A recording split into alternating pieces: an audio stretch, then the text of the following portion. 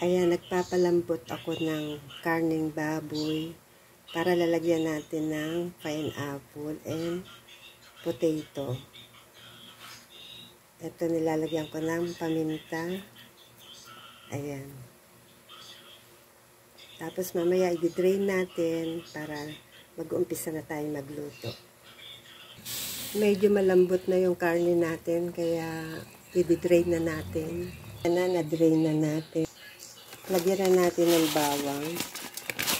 Fried bawang. Fried garlic. Then, ilagay natin ang karne.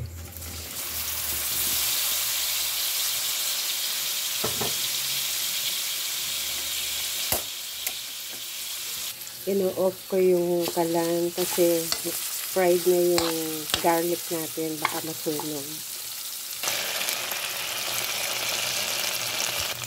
Nilagyan natin ng oyster sauce. Lagyan na natin ng water.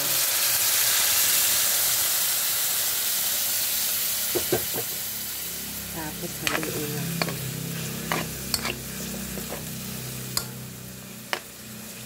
Mamaya lalagyan na natin ng patatas at carrots.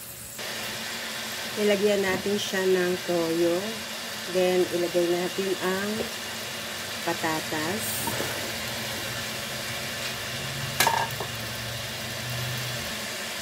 Haluin natin.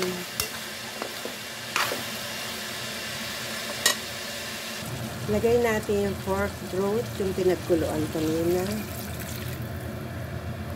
Ayan. Haluin natin.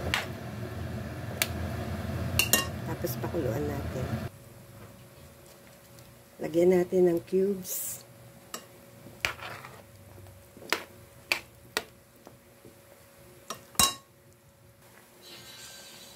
Then, ilagay natin ang carrots.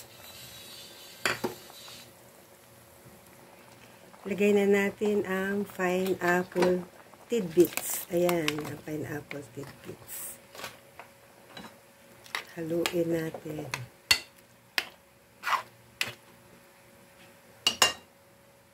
Lagyan natin ng konting sugar. Ayan. Then, haluin natin. Mamaya, luto na po ito. Pakulaan pa natin para lumambot yung carrots, patatas, at yung karne natin na baboy.